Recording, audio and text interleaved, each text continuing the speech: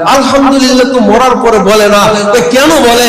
ওর জুলুমের কারণে মানুষ বাঁচতে পারে না, ওর চোখ রাঙ্গানির সামনে কেউ চোখ উঠাইতে পারে না, এই জালেম মারা গেছে। এই জন্য ছোট থেকে বড় সবাই বলে আলহামদুলিল্লাহ। আমরা কিছু সৈন্য নিয়ে যাবো, গভর্নর হাউসের দরজার সামনে রাখুন, ভেতরে আমরা যাবো। মারওয়ান শুনে রাখ, যদি সারা পৃথিবীর ধন সম্পদ যদি আমার হাতে এনে দেওয়া হয়, আর আমাকে যদি বলা হয় ইমাম হুসাইনকে মারা তো দূরের কথা, তার চোখের উপরে চোখ রাখাও আমার পক্ষে সম্ভব না। হয়তো আমার এই খলিফা, আমার এই গভর্নর চলে যেতে পারে, কিন্তু ইমাম হুসাইনের চোখের উপরে চোখ রেখে আমি কথা বলতে পারবো না। ইমাম হুসাইনকে তো মারা দূরের কথা, তার একটা পশুকে আমি স্পর্শ করতে পারবো না।